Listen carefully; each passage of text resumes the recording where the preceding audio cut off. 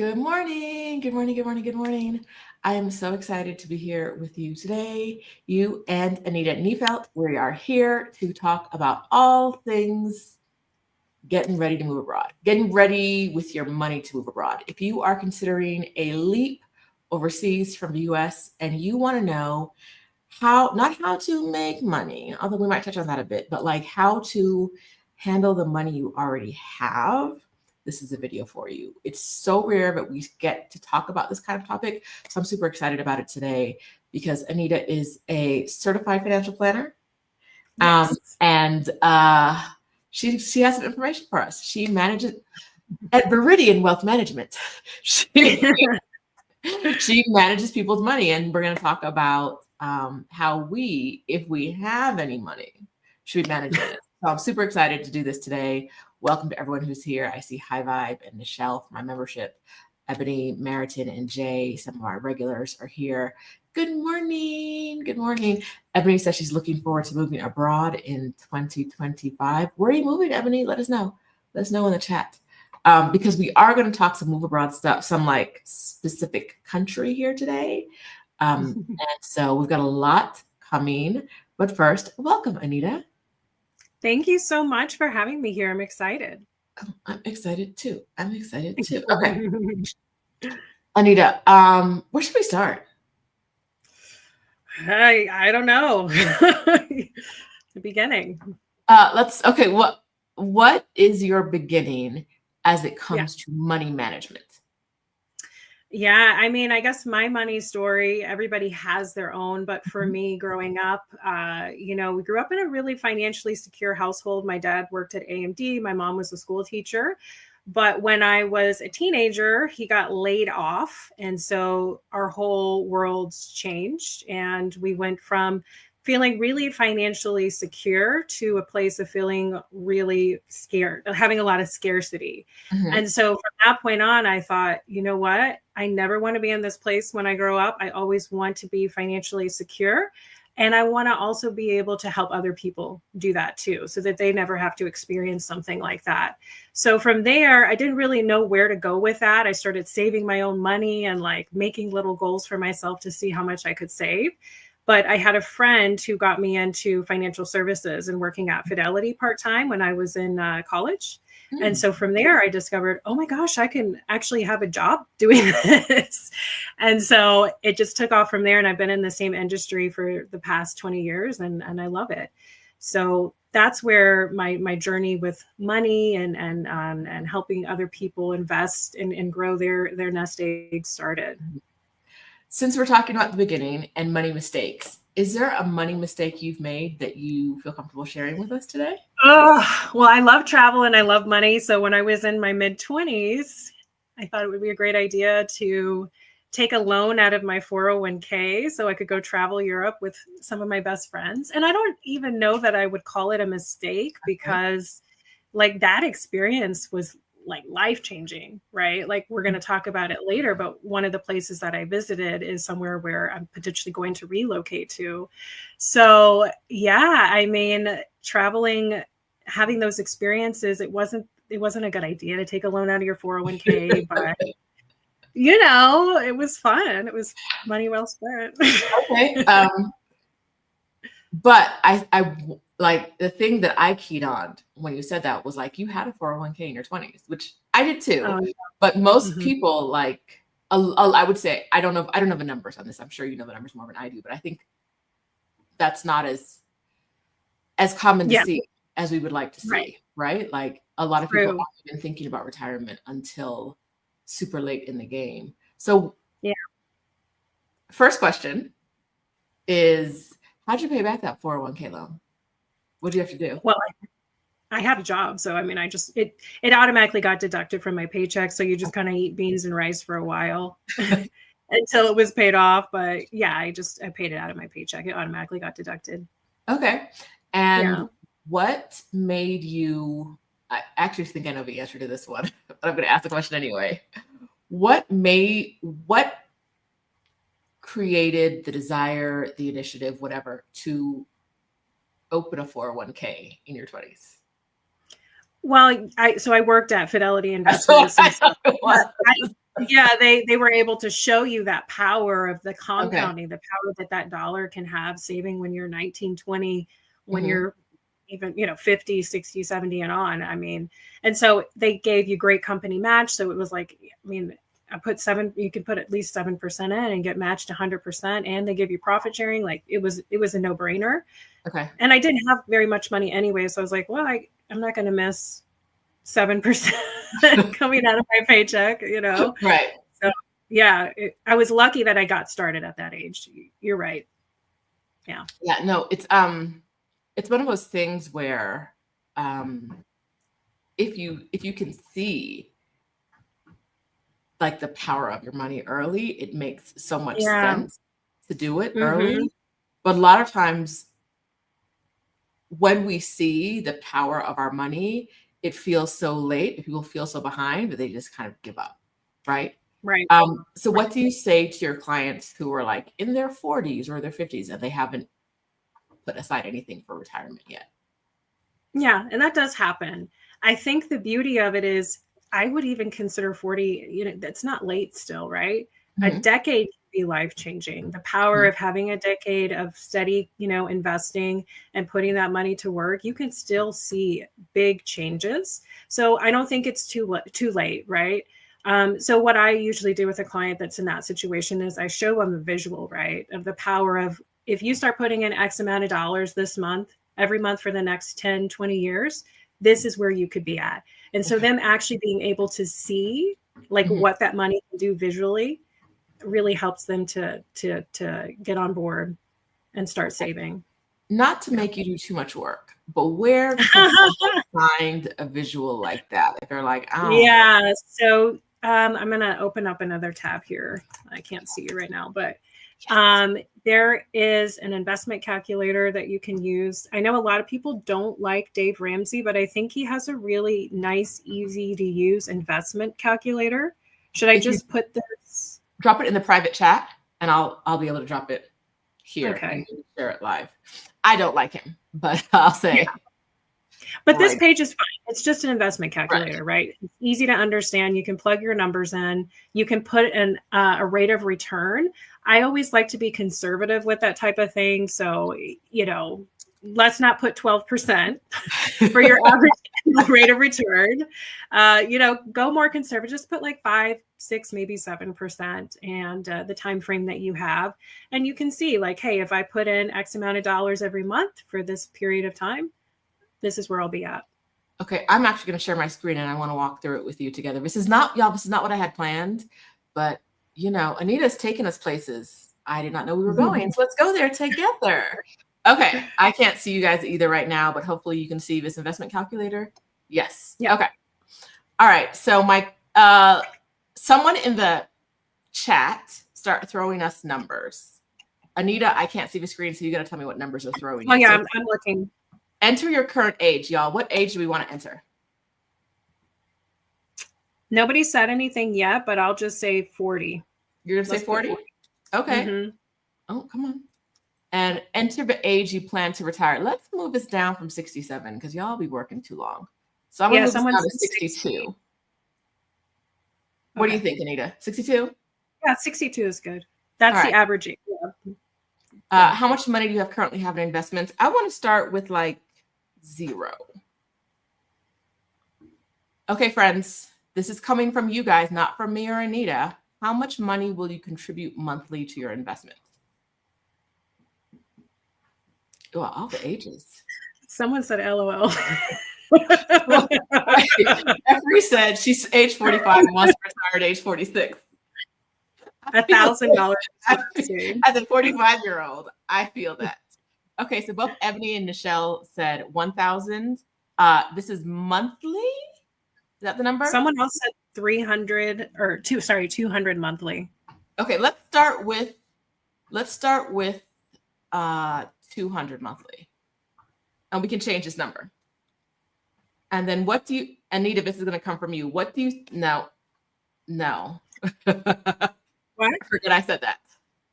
Anita, can you give me a range of what we could be considering with our annual return? And I will pick a number.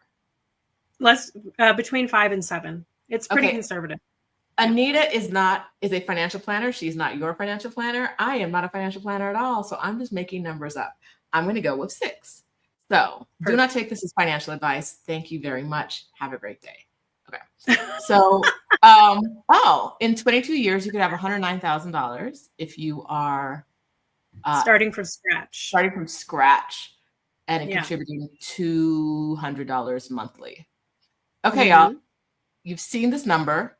In the comments, what do you want us to change? We're going to change this 2 more times. So tell me what you want to change about this.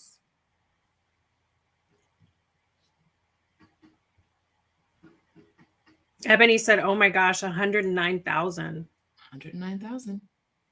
Yeah. Starting from 0. Okay, what do you guys want to change? Anything? Nothing?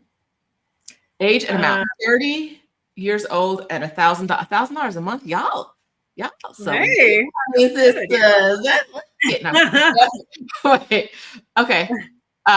So I'm gonna change that goal accomplishment made easy to 30 years old and adding $1,000 a month. You put your current age is 40, but the end age is 30. Luke, thank you. My attention to detail is not what it needs to be. 30. We're going to change this back to 62. You're going to have some money. We're starting with 0, 6%, which is conservative. Yeah. Oh, that's what we should have changed. We're going to go back and do that later. Okay. $1 million. Okay. Yeah. Right? So, I mean, that's big, right? Yeah, that's pretty nice. We're not even stretching it, saying a 10% return, just 6.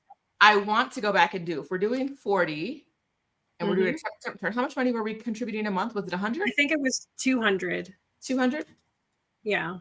Okay, so we're going to do this at a 10% return. We've left the super conservative side and we're going into the market's not doing bad. I like what these numbers are doing side. Okay, so let's see. We're back at age 40. We still plan to retire at 62. We have 0 to start with. We're contributing $200 a month, but we think the annual return rate will be 10%.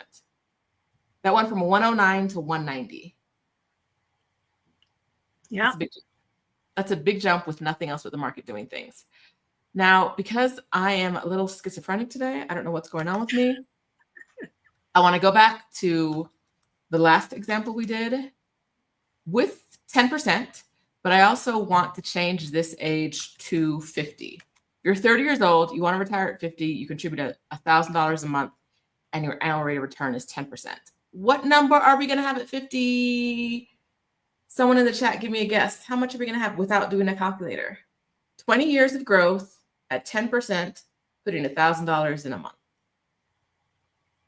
$759,000. So yes, if you waited to 62, you would have another 300,000. But if you wanted to get out early, you could also do that. Okay. Yeah. Y'all. So I dropped the link to this already. I will drop it again, I think.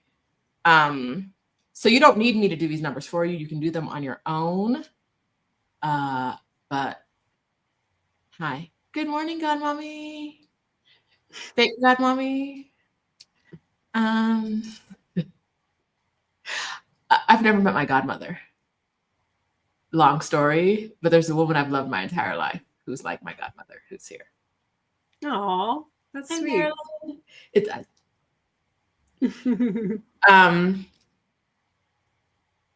Okay. All right. Oh, I was going to drop that link.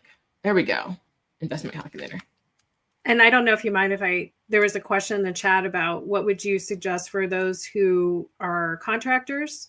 So I don't know if you do your own taxes or not, Ebony, but if you do your taxes, your CPA, your tax advisor should give you a recommendation for, hey, this is how much money you can contribute, and this is the type of retirement account that I would recommend. Typically, if you don't have any employees and it's a really simple setup, it would be like an IRA.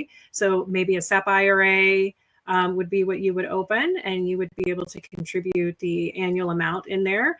The annual amount is going to be tied to the amount of income that you're bringing in per year. So that's why your tax advisor would tell you, okay, this is the amount that you could put in there. But it would be an individual retirement account, typically, like I said, a SEP IRA. But you would want to just double check with your tax advisor. Okay. All right. So we're gonna talk about some tax stuff generally, but one of the things that both Anita and I agree on is that we can't really answer specific questions because we don't have enough information, right? Yeah. It's good to know the whole picture. Like someone said, isn't there a Roth IRA option too? You can do both typically, right? But it's going to depend on your income, right? So I can't say like, oh yeah, for sure. If you make too much money, you may not be able to contribute directly to a Roth IRA. So there's some nuances to it. Yeah, TurboTax should be able to help you if you don't have a tax advisor. Okay. So, hey friends, I feel like we're already like in it, deep in it. Let's talk, since we're here, about let's talk about you. This is where we started. Okay, so Anita's like, my God, what is she doing? What is she doing to me? Okay, so let's talk generally about you. You have been looking into relocating. Right. And you mentioned earlier that when you went on your European tour, you went to one of the cities that you thought that you're thinking about. Tell us more.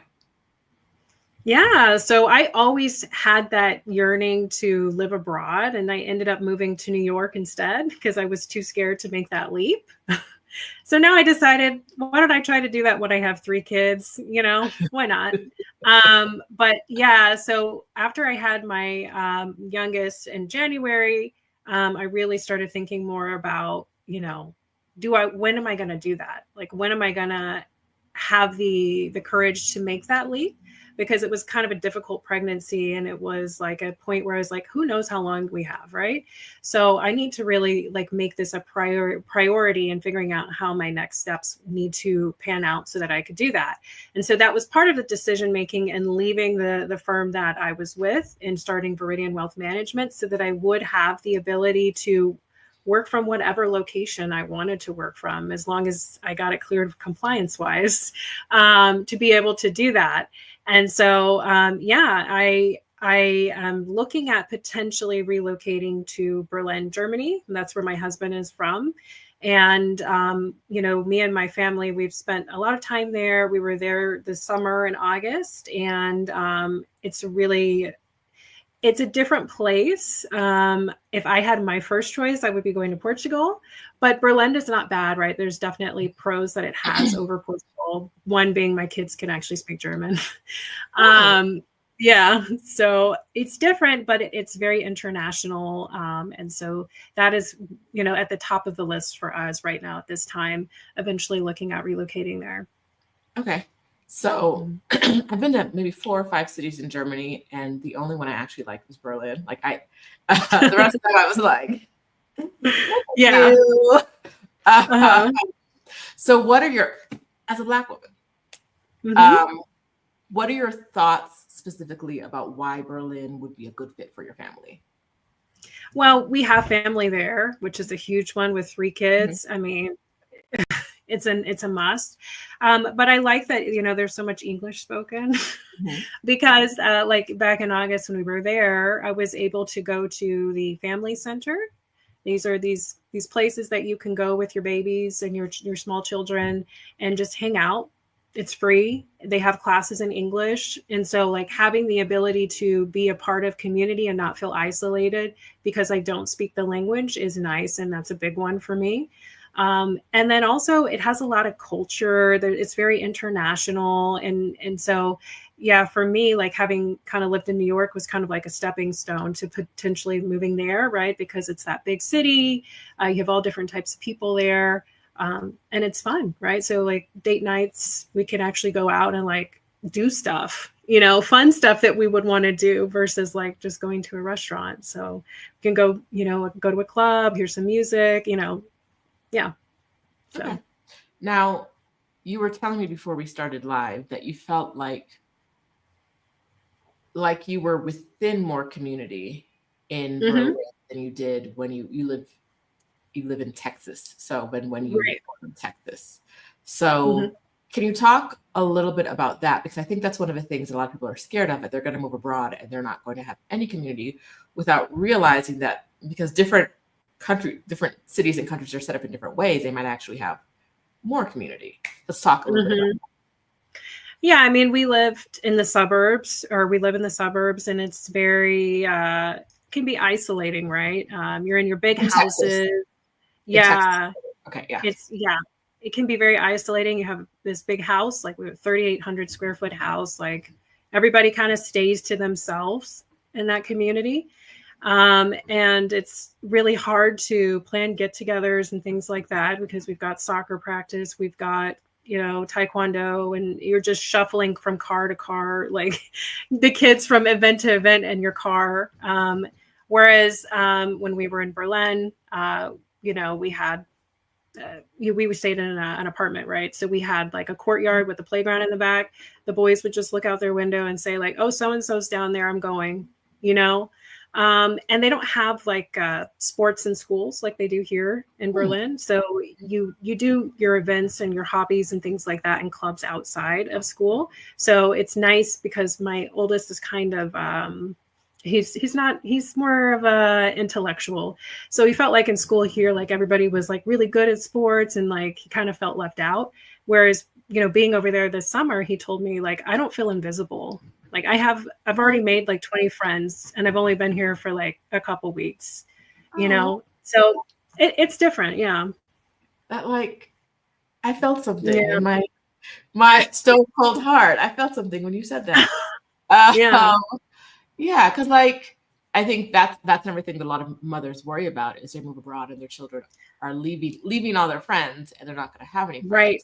Children are so adaptable. They are, yeah. Okay. All right. So Berlin, I was going to say Berlin is easier for you.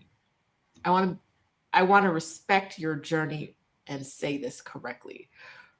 Berlin, because your husband is from Germany, is an easier move on the legal stay aspects, visa aspects, than it might be for some other people. And it's easier for you than other countries might be. If it wasn't, would you still consider Berlin? No, like I said, I wanted to go to Portugal. I mean, Portugal, I don't think France, but like the people, you can't beat them. Like they are so sweet, so kind in Portugal. All the kids were because we went to Portugal and we actually tested it out there too. But the kids look like my kids, right? There's it was very welcoming and I loved the atmosphere and the weather. And so, and the people that we met in Berlin, it was funny because they're like, oh yeah, we don't stay here in the winter. Like they figure out a way to go to, wherever they're from because there's so many international people. But yeah, I would definitely, also tax wise, Portugal would have been better for us. Right. So like having a business or, your investment accounts, being able to not realize taxes on like your investment accounts, like I'm going to have to potentially realize in Germany, but Portugal was definitely at the top of my list.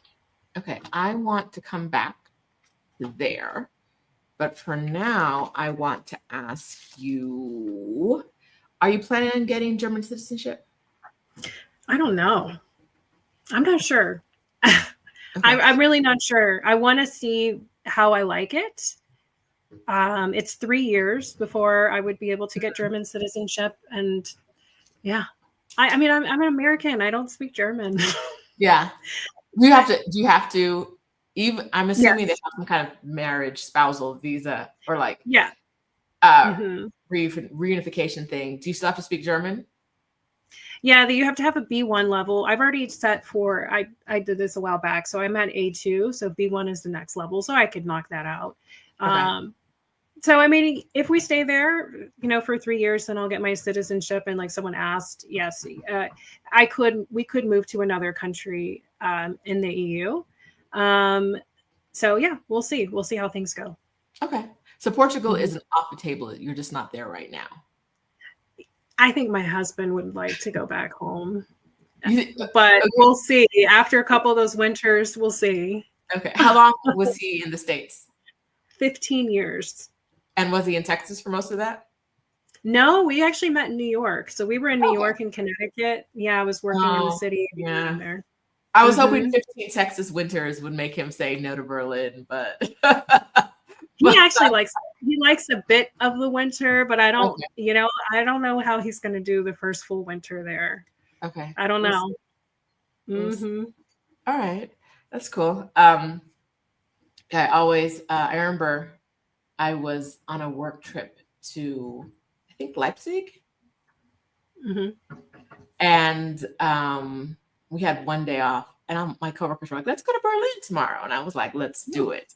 And the next day we were all like, no, I think I just want to walk around and shop in town. And I was like,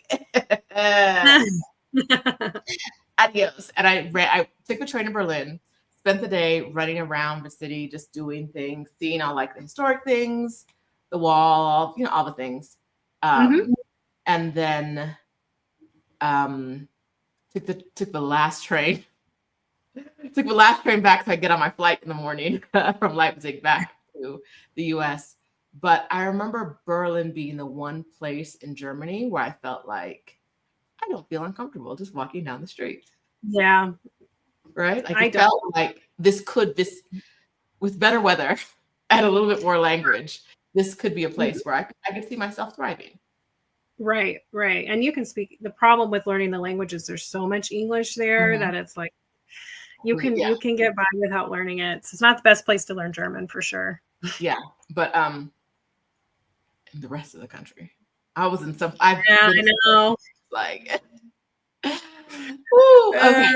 Like, am I the only? I am. And they'll look at you, so you're the only. Yeah. They'll tell you, oh, you're the only Black person in this town. I'm like, oh, okay. I wasn't sure. Good for me. Yeah, no, but Berlin didn't. There was never. Like I said, I only spent one day there, but it definitely felt like it would be easier to make a life there. Yeah, and there's like you said, there were so many interesting things to do. So okay, all right. So you have a 10-month-old. Yeah. What are your thoughts about making a big move like this with a young child? Now's the time to do it. I do worry that, she'll learn English. So yeah, she would be just fine. Yeah. Because we speak English at home. They have English in school there. So yeah. Okay. All right. That's nice. Let's get back to money.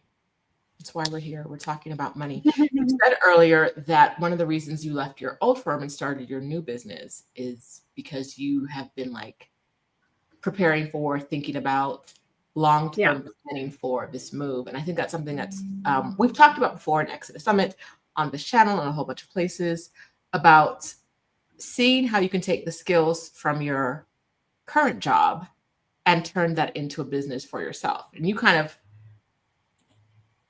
without making it sound super simple, picked yourself up doing the same work and moved yourself over to work for yourself. Right.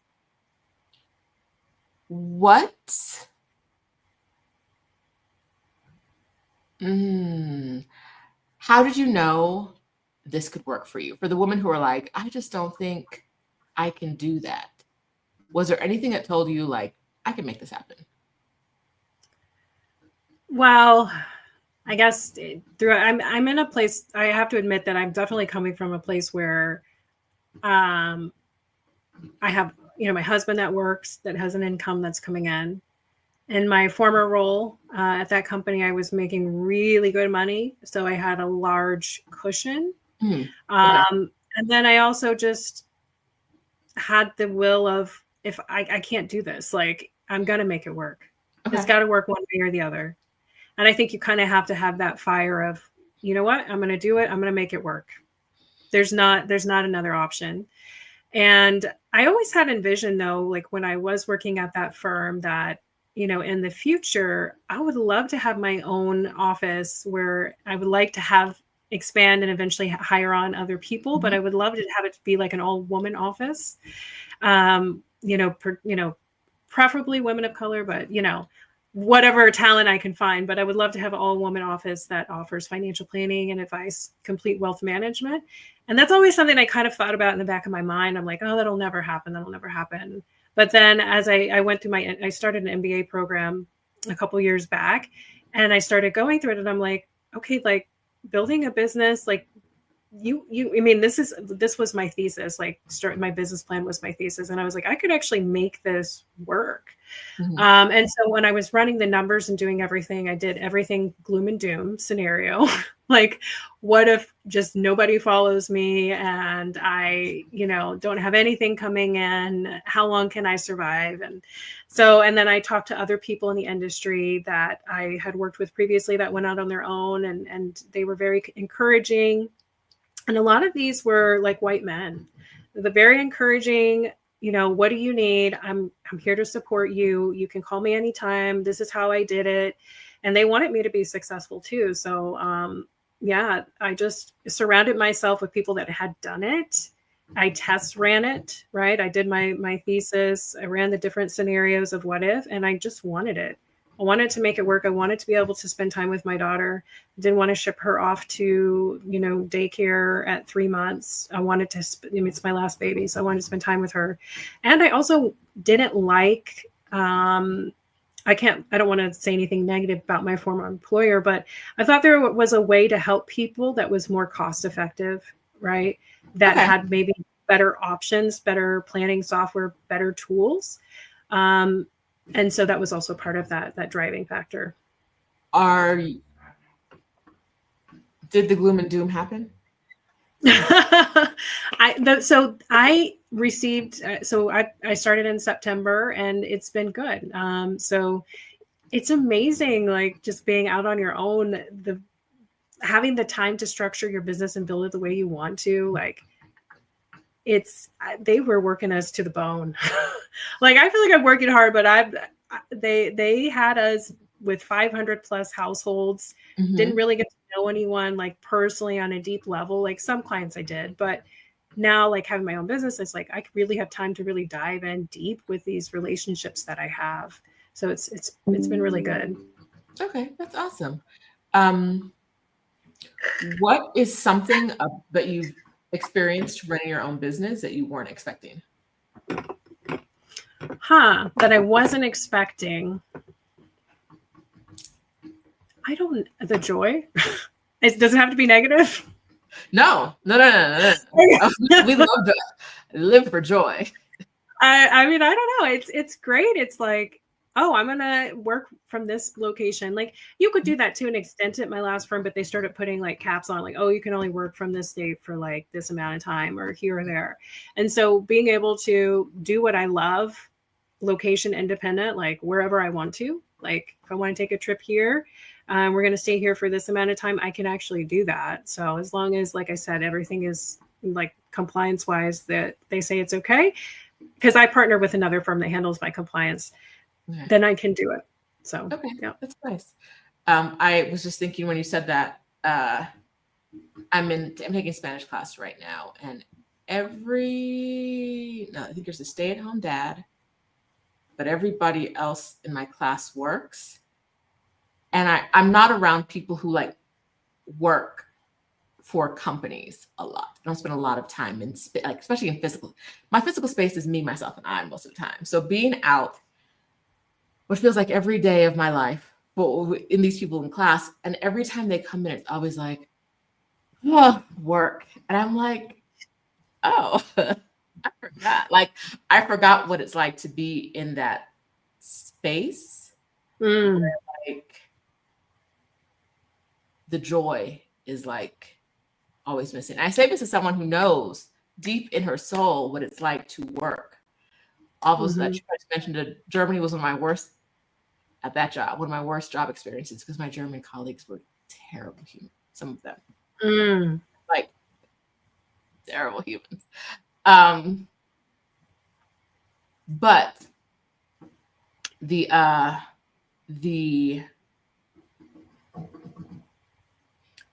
knowing what it's like to not have joy at work, like buried deep in my brain. So seeing it in my face every day when they're like, can't come to class today because work, can't do late because of this terrible thing happened at work. I was like, oh yes, I forget that work, like working for yourself opens you up to joy in ways, even if you're doing the same work, opens you up to joy that you might not otherwise see. And not that working for yourself is always easy, but you get to make the choices, right? You get to choose your hard. You get to choose the difficult. And that's a nice thing. Yeah, it's so fulfilling, and it's like all the work that you put into it is yours, right? With my former employer, all that work that I put into it was theirs, you know? So having something that's mine that I'm building, it's great. Okay. Yeah. If you have questions for Anita, I want to, me, I love a good boundary. So let's put boundaries around the questions. Nothing that is specific about your financial situation. Very general questions. Okay. I see Monique. We're going to come back to you in a second because I have some other ones I already starred. This one is from Nels. And before I put this on screen, I also want to say neither Anita or I are making recommendations today. Would you say that's fair, Anita? Yeah, absolutely. Okay. So do you recommend target funds or ETFs, something else? Can we talk a little bit about the different kinds of investments people could be considering right now? Yes. Okay. Yeah, absolutely. So target date funds, if you have a 401k plan, you probably have target date funds as an option. So target date funds are basically a mutual fund. There can be ETFs that are target dates, where basically they say if you they tie it to a year. So let's say you have a 2025 target date fund. So this fund is appropriate for people that are retiring in or around the year 2025. And so those funds get more and more conservative as you reach that target date because they're made for people that are going to be retiring around that target date. So if you have a 2025 target date retirement fund, it's probably starting to get pretty conservative. So it's probably a little bit in the half stock, half bonds territory around now. But then as we creep past 2025, it's going to be majority bonds.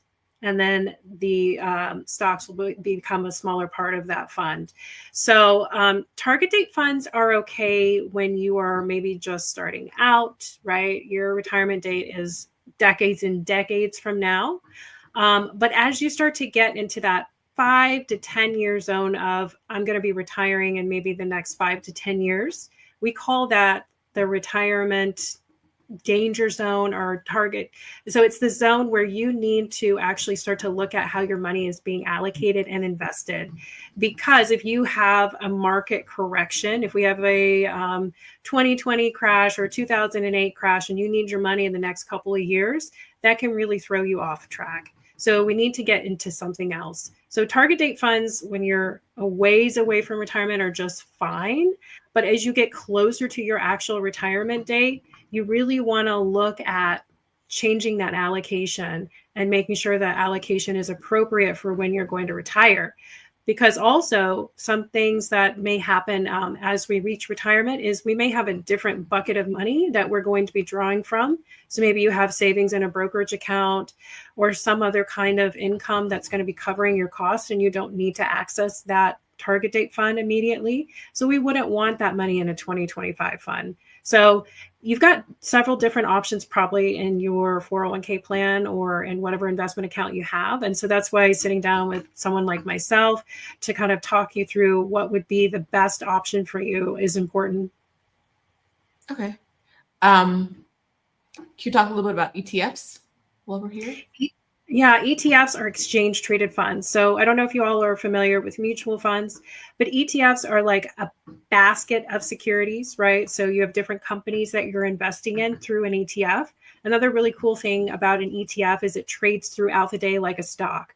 Mutual funds trade once a day, where ETFs, you can buy them throughout the day. And they're usually more tax efficient, right? Because they're just tracking the S&P 500 or the NASDAQ or whatever the ETF is investing in. And there's not the active management component. So that can make them way more cost effective than mutual funds as far as the expense that you pay to be in that ETF. Now, mutual funds, there are some index mutual funds that can actually be priced attractively as well. But ETFs are just another investment vehicle, which can be really great for your portfolio. Okay, thank you.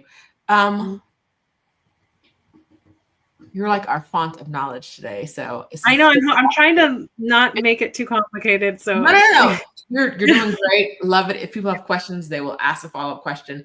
But what I wanted to talk to you about real quick was the different fees and the different ways people can be charged around investments. Like, what are some of what they should be thinking of, costs they should be considering, et cetera, if they're like a new investor? Yeah. So if you're a new investor and you're starting out from zero, whatever, you should not be paying a lot of money. So just find a couple of index funds or something like that. And the cost that you're going to pay for an index fund or a mutual fund is what is called an expense ratio. And the expense ratio is what you pay to be in that fund, but you don't ever actually see that fee come out of the account.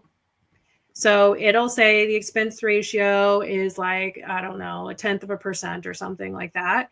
You don't ever see that 0.1% come out, but you do pay that. Okay. So the fund does charge you that. Now you should not be, well, I'm not giving advice, but it would be in an investor's best interest to not be having their money invested on a platform that is charging them fees for trading. Most don't do that, but some still do. Some platforms actually will have different types of shares of investments, that like Class A shares versus Class B, where you would have to pay a fee up front. If you're at a place that's charging something like that, you really do need to look at another brokerage house like a Fidelity, a Vanguard, a Schwab to get invested so that you're not paying unnecessary fees. If you have an account and you decide that you do need help with managing that account, your person that you're working with, your financial consultant, your financial advisor will tell you how much a management fee would be. Management fees can range, and typically fees are 1% or less for that. And they'll talk to you about that.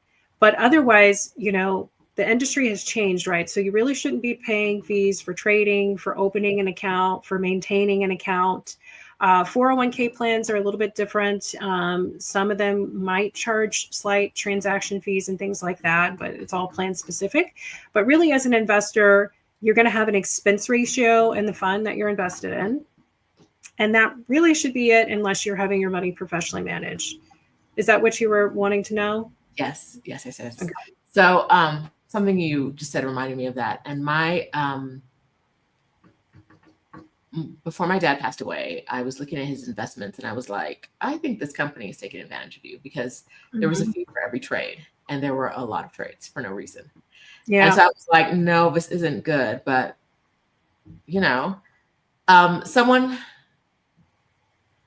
this is me saying this, not Anita saying this. Someone who was making money in that way is going to be good at telling you that it's in your best interest. The sales pitch was, so the guy he was working with, the sales pitch was very good. But I was like, no, I trust him. It's fine. And then when I finally got a look at my dad's books, and the guy was fired, pretty much all the money was gone. everything my dad was, I don't know how long he'd been investing, but a long time, probably like 40 years worth of investments were gone from the fees for the What? trade. Yeah. Wow.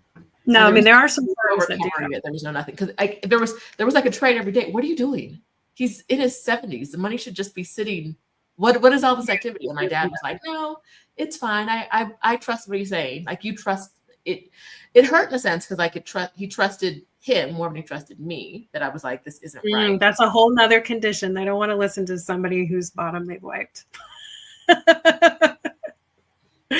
Yeah.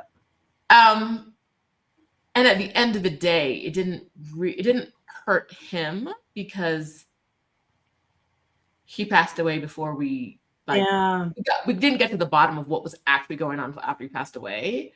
But his wife didn't have that money, right?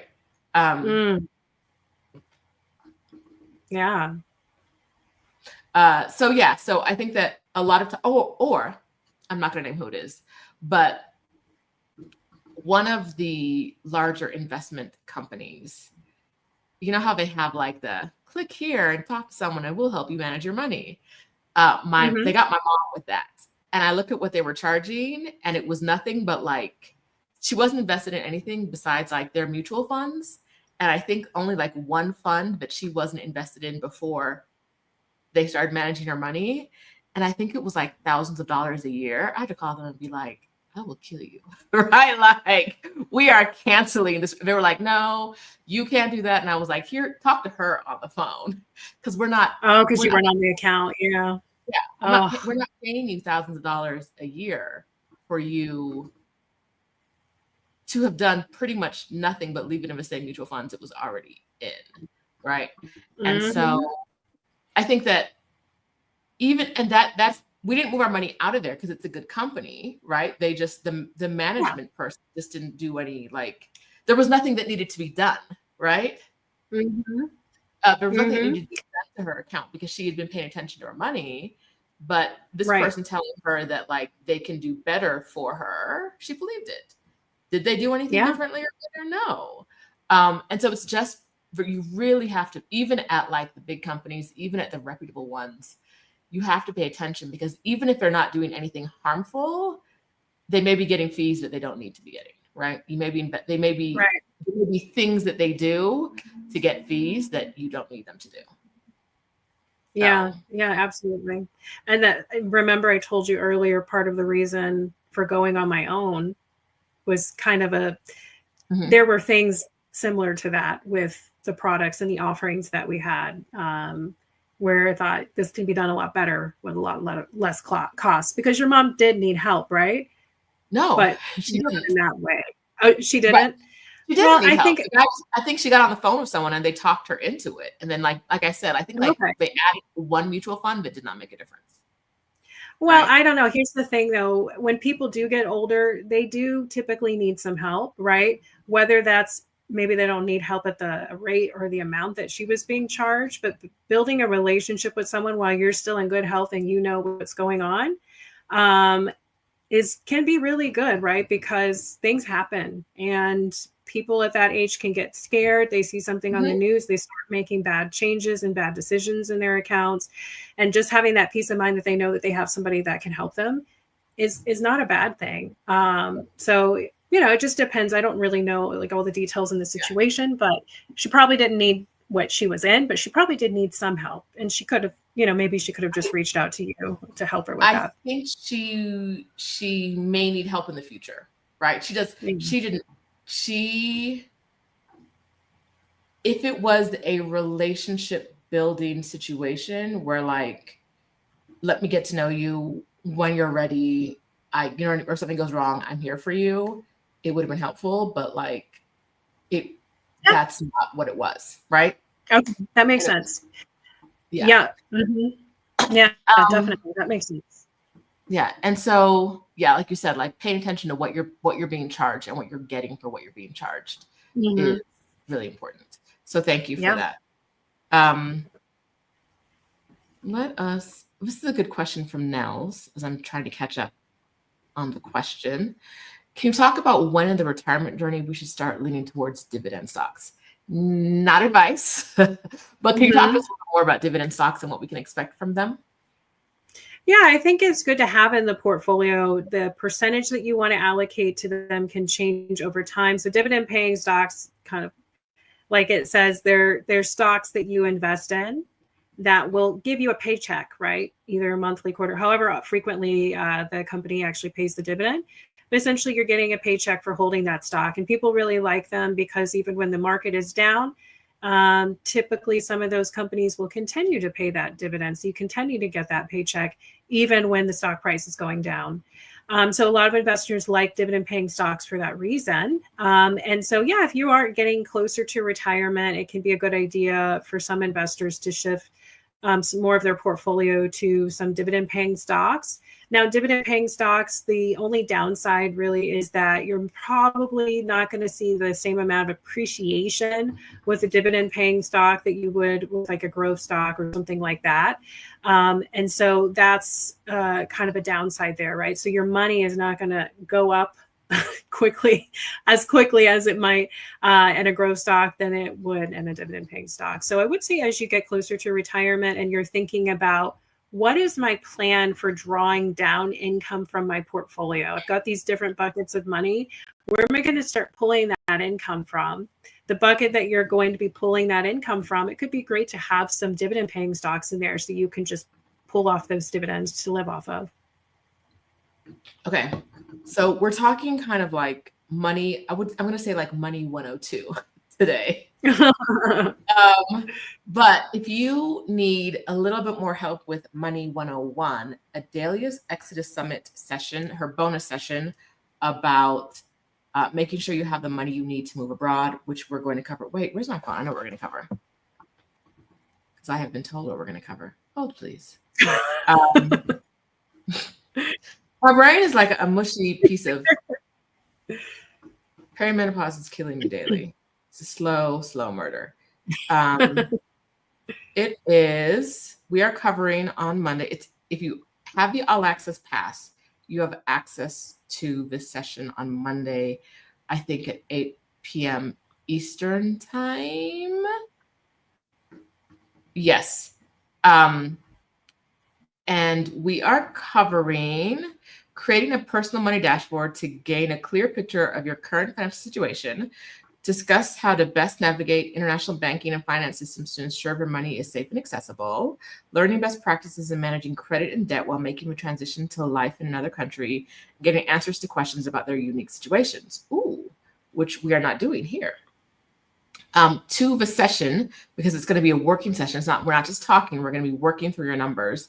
You should bring a list of all current expenses you will continue to have when you're abroad, a list of debts, a list of current savings amounts in savings accounts, CDs, brokerage accounts, HSAs, IRAs, 401ks, 403bs, etc., and a list of existing income streams and our pay stubs. So we're going to be working, actually working pencil to paper on these on Monday at 8 p.m. Eastern time. If you already have an all access pass, you can get your ticket, you'll get the Zoom link soon if you don't have it already.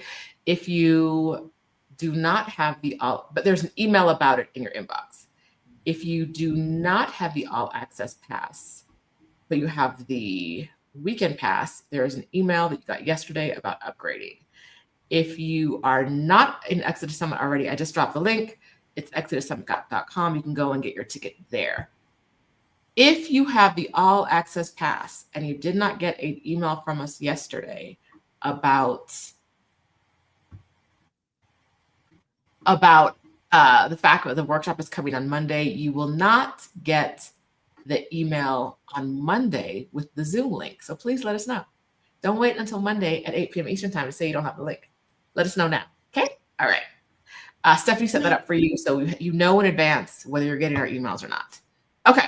So that's going to be money. I want to say it's like 101.5, right? But here we're in money 102. We are talking about a lot of important stuff.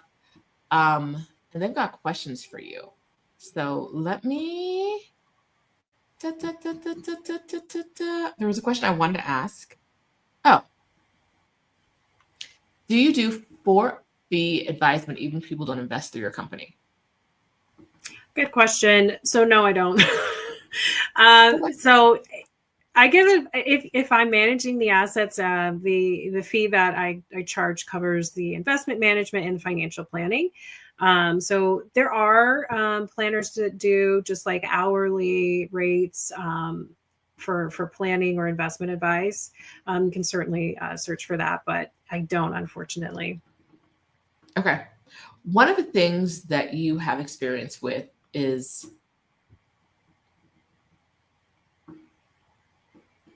how to handle investments or to think about investments when people are moving abroad. So can we talk a little Right. bit about what that can look like for some people and what kind of Yeah. general recommendations you would have? Yeah. So the first thing is you're going to think about, what country are you going to? So for example, I can just talk about my situation real quick. So if we were to relocate abroad to Germany, then we would need to potentially pay taxes on our Roth IRA and our, of course, the brokerage account. You're going to pay your capital gains taxes and things like that. And the rate is actually higher there. But the Roth IRA, that's a new one, right? So for us, strategically thinking, we decided, okay, so if this is something, an option that's on the table, we're not going to do a rollover of our 401k plans because when we leave our employers, or I left my employer already, but when we leave our employers, they don't tax the 401k plans, but they will potentially tax a Roth IRA. So there's different nuances with each country that you're going to. So really sitting down and talking with someone about that is important, so that you can be strategic with those accounts that you have. I have other clients I had a client that moved to France. And so, we had to make changes with her brokerage account and the way that it was invested because of the tax situation. France is a lot better than Germany, but there were some changes that we had to make. Just also, if you're moving abroad, she had her funds professionally managed. And so compliance wise, they don't let you do that with some companies. So we weren't able to continue professionally managing that account because she was going to be abroad. So there's a lot of things that we can walk through together to make sure that you're set up in the right way. Okay. Marcia Unbound wants to know, are you paying those taxes in Germany on your investments, whether you're a resident or a citizen? Yeah. If you're a resident, they don't care if you're a citizen or not. If you're a resident, that is up for taxation. Yeah. Okay. All right. Thank you. Boom, boom, boom, boom, boom. Back to questions.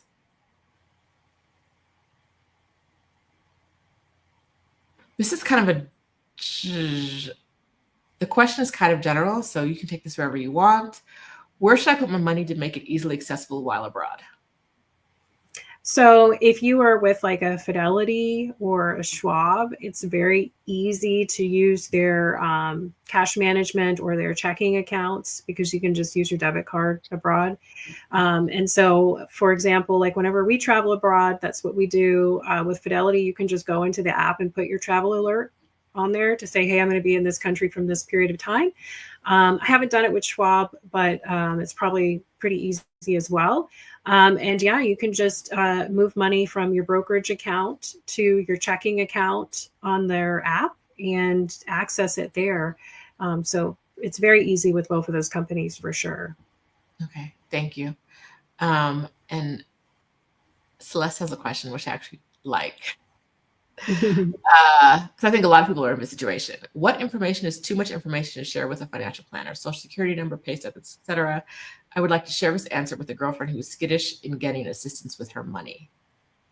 So this is what it looks like with me. So if you come to me and you say, hey, I want to have a meeting, I want to discuss X, Y, and Z. So what I do is I will take the client through Right Capital. That's my planning software.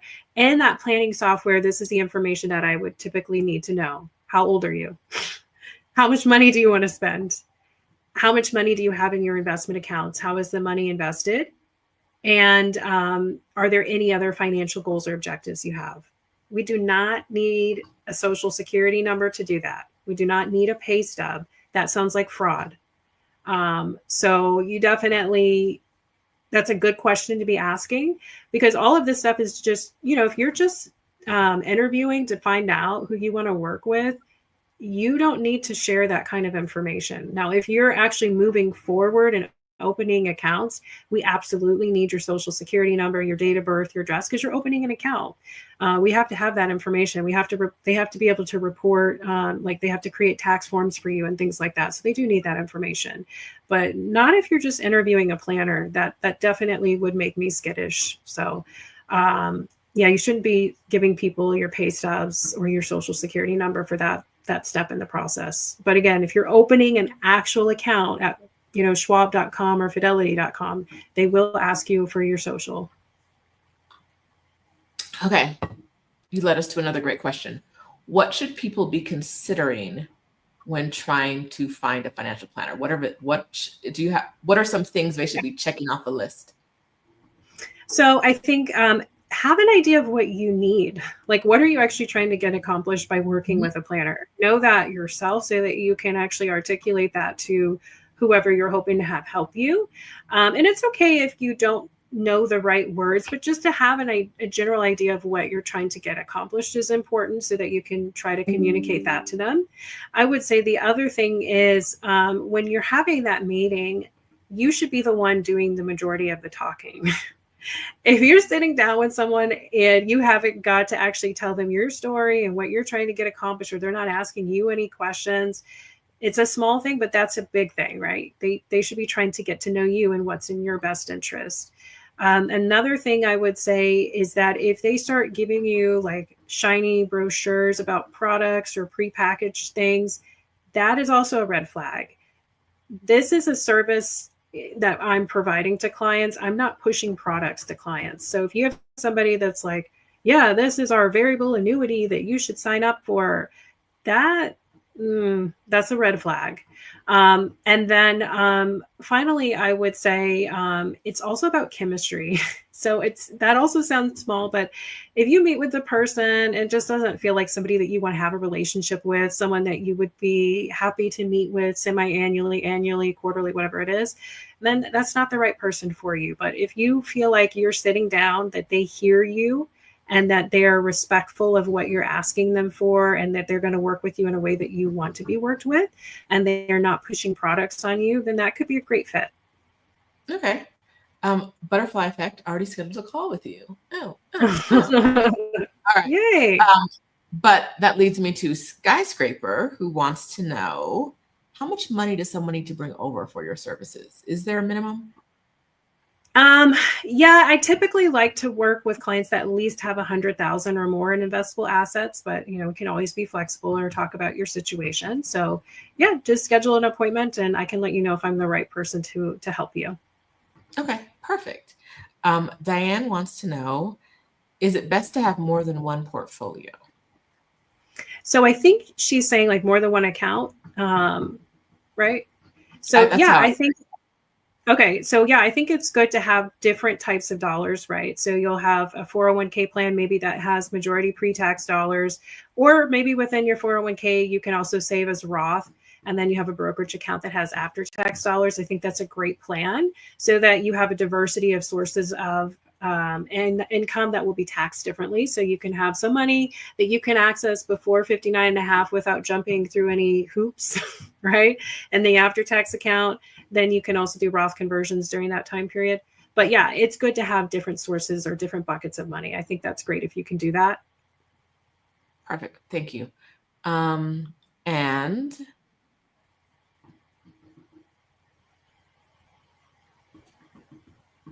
this is 103 for me. I'm not in this class yet. I have not reached. I remember this is a two-part question. There's another sentence after this. What are your general thoughts on contract options as an investment tool? Was the other part of that. Okay. Options, if you know what you're doing, great.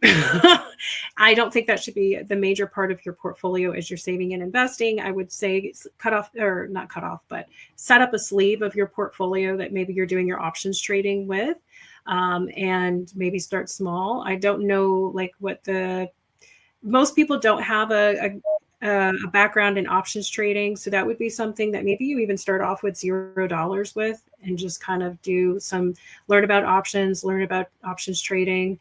And then you grow from there. But that would not be something that should be the majority of your portfolio. But I think options can be good, especially if you have like some concentrated stock and you want to concentrated stock and being you have, let's say you worked for an employer and they were giving you stock as part of your compensation. And so you have a lot of stock in your portfolio and you want to put some protection around it.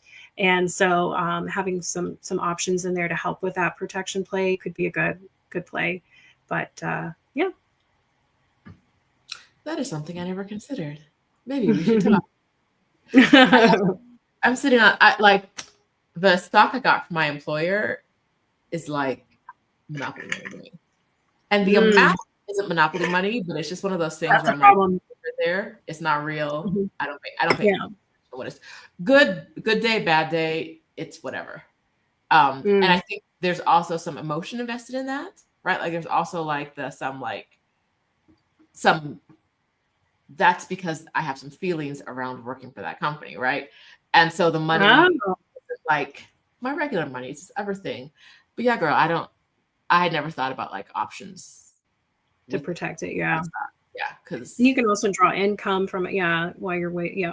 No, it's just over there doing whatever it does, and I'm like, and then one day when it's worth zero. So I actually want to ask Pamela's question next because I think it's good, and I was getting there eventually, but she got here already. We're going to make this a little bit more general. Pamela Murphy wants to know, should I be sitting on my cash until after the new president takes office? I'm really concerned about what his presidency will do to the economy. What's your opinion? I want to make this a little bit more general and say, what are some things we should be considering about our money post-election? Yeah. Sorry. Yeah. So when we look historically, we give a professional answer. Please. You can also give the real whatever you want. I can't give a real answer. That'd be professional.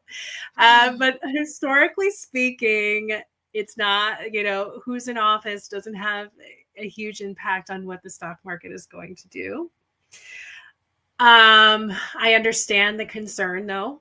Absolutely. I think a lot of people are concerned about what is to come. And so it's a real concern and it's valid. But if we take a longer term view on it, it's about the time that you're in the market and not trying to time the market. And so unless there's something I'm missing, right? Unless you're in a situation where you actually need this money next year, you should not be investing. But if you have a longer term time frame, like 7 years, 20 years, 10 years, whatever, I don't know what it is, then yeah, you should definitely get invested.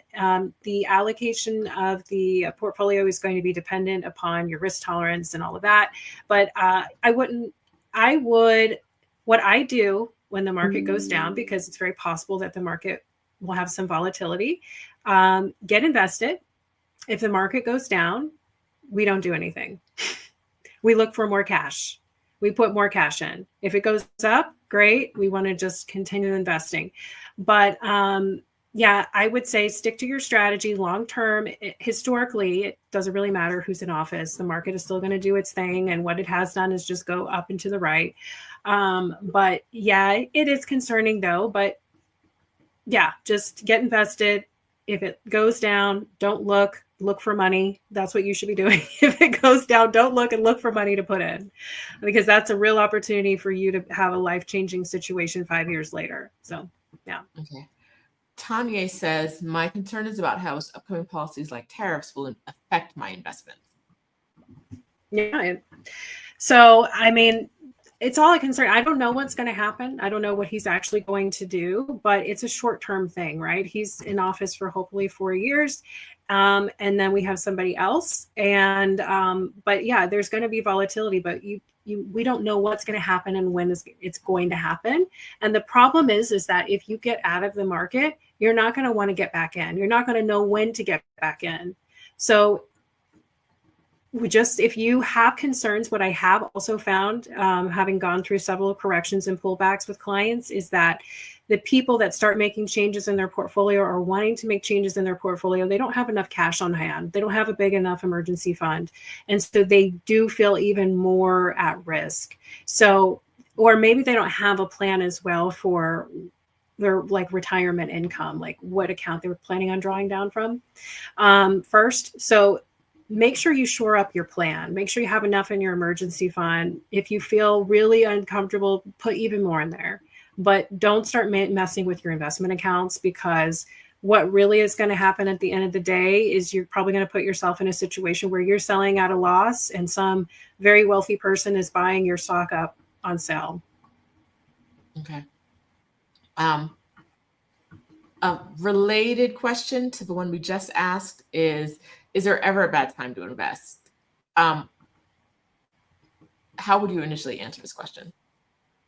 No, there's not. I mean, if you think about it yourself, like, wouldn't you have rather invested? I mean, you want to get invested now, right? Because the thought is that the market is going to continue to make new highs, right? So it's not a bad time to get invested at 47, 57, 67. You should go ahead and do it. QQQ, is that the ETF that you're thinking of investing in? I think it's just a question. Oh, okay. Well, that I think 47 was president. I think that's what they're talking about. Yeah. 47. No, I would get invested. Yeah. Okay, but I don't let him make money and his friends' money while you're not making money, right? Yeah. And how him and his friends are going to make money is buying your stocks when you panic and sell when the market is down. Yeah. Okay. Yeah. But I want to flip this a little bit and talk about on an individual, not for the market, is there a bad time to invest, but for like an individual. When should we be thinking about doing other things with our money besides investing? Yeah, when you don't have any emergency savings, when you have a bunch of debt, you should not be investing. If you're about to lose your job, you need to make sure you have some, anytime you have a serious life event that's coming up, you might need to reconsider, should I be investing or do I need to be stocking cash away for that? Or if you are covered in debt, you need to be paying off your debt. Maybe you invested that you get your company match, but you really should be deploying your cash to getting out of that debt. Because again, that's another situation where you're making somebody else rich, right? If you're paying 30% interest, 20, whatever it might be on some kind of debt, that's really where your money needs to be going. Okay. This is so helpful. We have so many questions here, much more than usual. I want to thank you for coming and like having this talk with my audience, but let's see what else we can get to. Oh, this is not I don't know nothing about this life. So let me pass it to you. Can you talk about married couples investing? Should we each have a retirement account or is a joint account better? Yeah, you guys both need to have your own accounts. So make sure you're both, I always recommend 15%. At least is what you want to put in, not including your employer match. And then a joint account, if that 15% is going to max you out of your 401k, then throw some money into a joint account so that y'all can continue investing and growing your money together. But you definitely need to know what's going on as a married couple. I think it's important that you have a joint savings account because if somebody gets hurt or injured, and you need to have access to money to pay the bills and you don't, that's a problem. So make sure you're doing your 401ks or your retirement accounts. If you have additional assets, throw it into a joint account together. And then make sure you both have a joint savings account that you can get access to. Okay. I said this a minute ago, Anita, but I don't think I fully said it. I want you to know that like you are changing the financial future of some woman watching this today. So I really appreciate you being here. Maybe that said, this is great. My money in order again, finally. So thank you. This is awesome. Question from Kimberly. What about having another account in another country legally to diversify your assets and avoid wealth confiscation? So just make sure you might have to file an FBAR when you do your taxes if it's over $10,000. But yeah, you can certainly do that. I would have more follow-up questions on what she has, where she's living, what she has in this country, what's her relationship with the other country, because we also don't know if her wealth could get compensated there. So yeah, but yeah, just make sure you're aware of the rules and regulations. Okay. How are you feeling? Can you answer Good. some more questions? Okay. Yeah. All right. Let's go to this one. I love this one. Do you suggest moving your retirement account from your employer when or after you retire or exit? Why not have it sit, I think, and grow in your absence? So we're just talking about, we're not talking, when they say exit, are they talking about moving abroad? Or are they just talking about I think they mean exiting the job. I read that as exiting the job.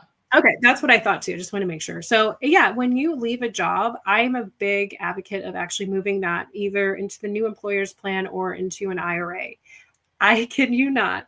One of the funniest memories I have is I had a client. It's kind of funny. I don't know. She was reaching the age when you have to take your minimum required distributions. And she had like 8 different retirement plans scattered from like the decades of her working, and she couldn't remember where some of her money was, and it wasn't like small dollars, and we were like chasing down where those plans got moved to, because they can change record keepers. So absolutely, like, keep track of your money, move it to your own individual retirement account or move it to your new employer sponsored plan, because I have personally seen people forget or not be sure where their old plan is. So I think you should. Yeah. I will say that, ignoring the tax implications of what I'm about to say, I left a 401k with the company for a long time. Also, because it was attached to emotions of working in that place with those evil people. And so I just let it sit, whatever. And it wasn't growing. It was, stagnant, whatever. And I rolled it over. And that was when I learned the difference of like what choosing your own investments can do for you. Oh yeah. Between paying significantly lower fees, and having it invested in my choices, which were growing a lot faster than the choices that were available in the company. That is a good point, because that employer sponsored plan, maybe you have, if you're lucky, you have 20 investment options. Now there are some plans that have made good headway on making changes to this, but you are definitely limited or capped with a lot of companies on what you can invest in versus in an IRA, where you have like just a whole universe of different investment options that you can run. Yeah. I don't think that was when I really understood investing.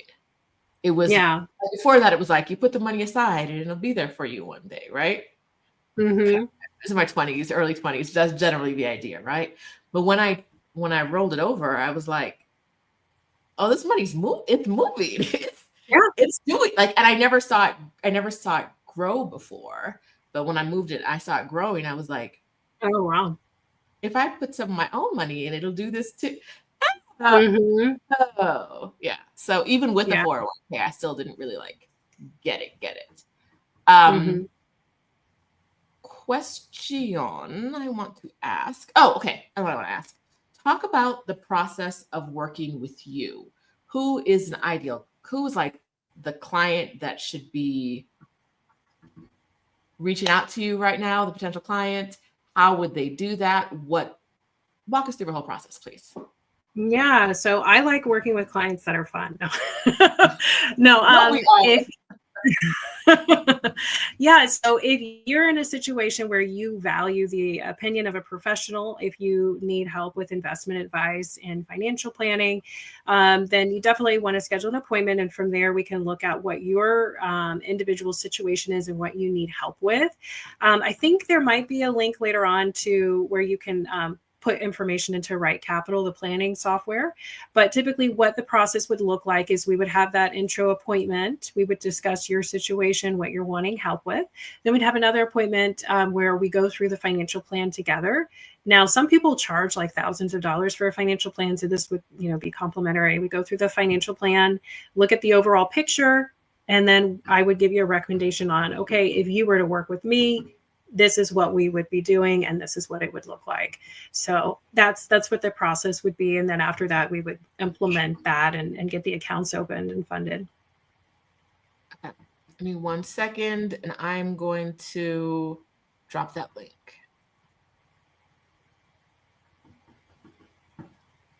And this link I'm dropping is for the Right Capital link is to get a complimentary financial plan. Right. And you want to schedule an appointment too, though, so make sure I can go through the plan with you. I'll drop the, okay, so. Yeah. And if you have questions on Right Capital or using it, you can email me too. Okay. Anita said, if you have questions about using the link I just dropped, email her. Anita did not say email her all your financial questions. No. Yeah, no. Boundaries, baby. They don't. I already know I want Anita to come back, and I know she's not gonna come back if y'all just write her and be like, "What should I do with my mama's money?" She's not gonna come back. Come on. The problem is, I love this stuff, so I would be tempted to. There are almost 200 people watching right now, and by the time I know. It's gonna be thousands. I'll email her, asking her individual questions. I mean it. Okay, now I'm gonna drop the other link, which is to schedule a meeting. Boop, boop, boop, boop, with Anita.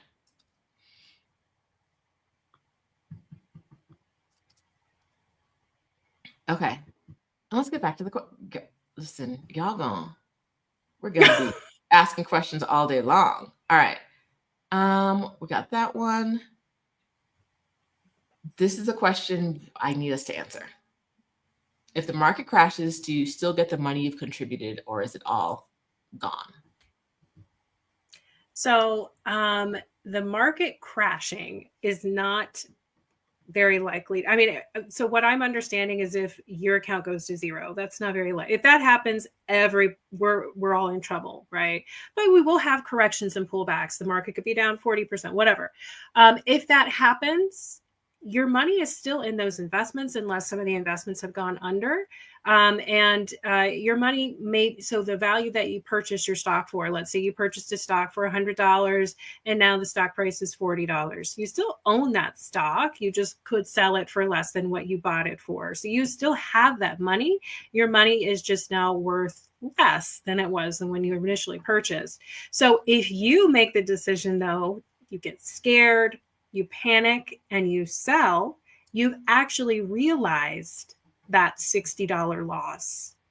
But if you just hang on to it, it's not a real loss until you actually sell. So you don't lose all your money. A market crash where everything goes to zero, that you've got bigger problems. You need to make sure you have food. You need to make sure you have water. You know what I mean? That would be a much bigger situation. But if you're investing in exchange traded funds, like we talked about earlier, like good, well-diversified portfolio, you might just have your portfolio balance be lower than what it was maybe a month or two ago, but it will rebound. So you just hang on, you just stay invested.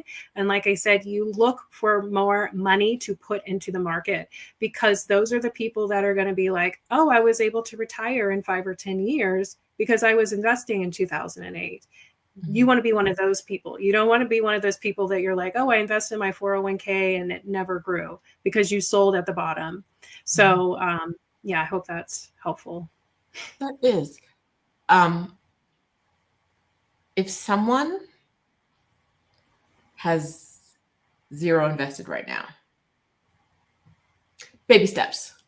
They don't have enough money to work with you. They are starting from zero, and they want, like, they're looking at the planner we looked at earlier. They can invest somewhere between $200 and $1,000 a month. I know this is going to depend on their investment time horizon, a bunch of other stuff. But what are things people should be researching right now or considering if they haven't invested before and they want to start investing now? Well, I think if we're starting from zero, we need to make sure we have an emergency fund. Mm-hmm. So you need to make sure you have 3 to 6 months of essential expenses.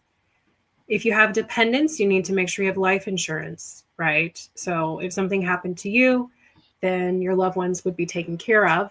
You also need to make sure you have a will, okay? Then once we have all of that in place, yeah, you want to start putting in at least the 15% of your income to invest. And if you're younger, you might consider doing that all as a Roth contribution, right, into your 401k plan. If you are a really high income earner, it might make sense to still do pre-tax contributions.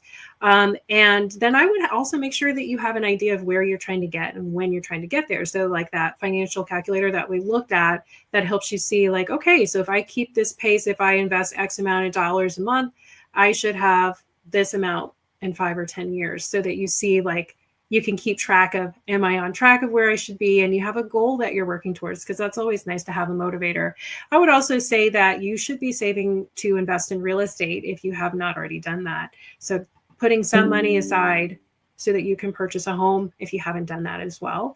I know everybody has different opinions on real estate, but I think it's important, especially as you get into retirement, to not have to keep up with the increase in your rent every year.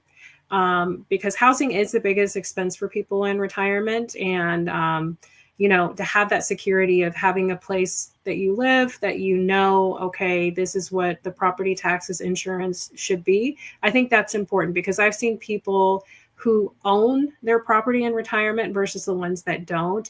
And they have so much more peace of mind and security than the ones that are renting. And I know that there's difference of opinions on that, but for me personally, I think it's important to have that solidified when you are retired.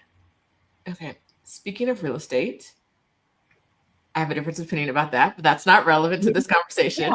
Yeah. Adelia has a question. She's curious about your opinion of holding real estate in a self-directed IRA. I think it's great. I think just make sure that you're doing everything right tax-wise, so that you don't get hit with any penalties or anything like that. But yeah, self-directed IRAs. So basically what she's saying is if you have money in a self-directed IRA, so let's say you roll your money out of your 401k into a self-directed IRA, you can actually use that money to purchase real estate and not have to pay a tax or penalty to do that. So you have to make sure you're doing it properly, though. If you're not doing it properly, you could have some issues there. But yeah, I think that's a great option. Especially where I live, a lot of people love real estate. So we do have a lot of people that do that here. Okay, thank you. And another question. Any thoughts on using cryptocurrency as a way to protect your assets in any country? We actually aren't able to really so we don't give investment advice or guidance on crypto. I think with crypto, I have a lot of thoughts on it, but I think I definitely don't see a problem. I don't really know how I want to answer this, but if you want to have some exposure to crypto to protect assets in any country, I have an idea of how I want to answer it, but I don't want to say that. So you pass. If you want to have exposure to crypto, that's fine. I can't really go into crypto. So yeah. Okay. Is the limitation like as a financial planner? Not regulated. Yeah, it's not regulated. So you can't speak to it because you and your license and all that stuff. Yeah. Okay. All right. Yeah. Tanya says, what about REITs versus owning individual real estate / property? Yeah, it just gives you exposure to real estate as well. So it just depends on the level of engagement and involvement you want to have. Do you want to own the actual house down the street, or do you want to just invest in it through a REIT? So if you don't want to deal with tenants, if you don't want to deal with that kind of headache, then yeah, a REIT might be a great investment option for you. To get in real estate. It's a real estate investment trust. Yeah. Yes. Real estate investment trust. But it doesn't do what you were talking about before, which is give you the place to live. No. as you're older. Mm-mm. Nope. Okay. Okay, now let's go back. Ooh, y'all are running me ragged. You're doing a great job, Anita. I got to tell you, you're doing a great job. Keep it up. Yeah. What if you're already invested and you may need your money in a year or so? What do you recommend? Good luck. No. Just kidding. You should not have your money invested if you need it in a year. Okay. I mean, so would you say that, so this is not Mary. We're using me as a hypothetical, not Mary. mm-hmm. If I needed money for a roof in a year, all my money is in the stock market, and I won't be able to save enough money because I buy a lot of shoes for the roof in between now and the next year. Would you recommend taking that money out now or waiting for a year from now? I say it depends on your comfort level with that money fluctuating, because the 20,000 that you have in there could grow, right? It could be 25,000 or it could be 15,000. So if you're comfortable with the idea that the amount that you need may be more or less than what it is, then yeah, you could leave it invested. But generally, if I know I need money next year, money markets are yielding over 4% right now. Of course, they're probably going to drop between now and next year, but like that's better than it's been in a long time. So, just throw it in a money market. Okay, thank you. And CK wants to know, and I'd love a really general answer for this one. How much emergency funds on hand should one have as an emergency? What size emergency fund should people have before they start investing? What would you recommend to your clients? It depends on your line of work, right? So if you can find another job in another 3 to 6 months, then 3 to 6 months. If you're in a different type of industry where it's going to take you longer, then you need a little bit more of a longer runway. But when we say emergency fund, we're not talking about something that's going to cover your trips abroad, eating out to restaurants. Like, we're just talking about bare bones, keeping your lights on, keeping your food on the table, just 3 to 6 months of those essential expenses. Okay. I moved us around from this earlier, but a bunch of ladies commented that they do want your opinion on QQQ. I own it. Okay, can you start from the top with that, please, for anyone who doesn't know what we're talking about? QQQ is, remember we talked about exchange traded funds earlier. So it's an exchange traded fund, and it tracks like the NASDAQ, and it's very low cost, and it gives you, it's done really well historically. So if you're looking for exposure to like tech stocks and things like that, then yeah. Somebody asked me, do you mean ETF, or is that for that question? I think that's for that question, but yeah, we're talking about a QQQ, which is a specific ETF. Yeah. Exchange traded fund. Yeah. Okay. So thank you. Done that. I'm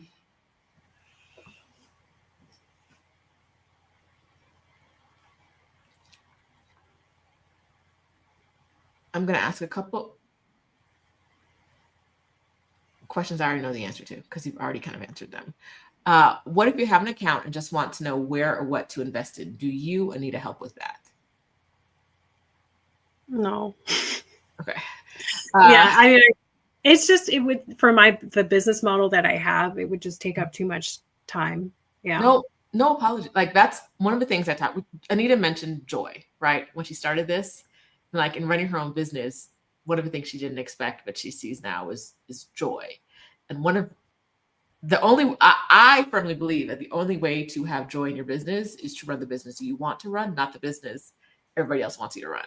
Right. And so no apologies. You do what you do, which I think also leads us to D's question, which I think we're going to answer the same way. How much is your fee to have a consult with you, and how long is the appointment?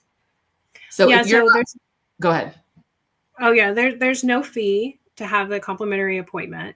And I have 30-minute slots, but I also have an hour. And depending on the level of complexity that your situation is, like if you need an hour, but if you book for an hour and we only take 30 minutes, that's fine.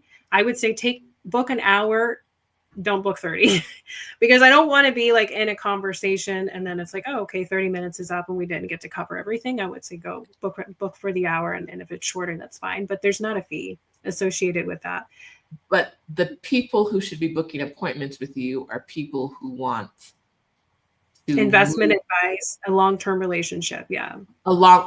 Start there. A long-term Mhm. relationship. If you want to Right. create a long-term relationship with Anita in which Mhm. she helps manage your money and give you investment advice.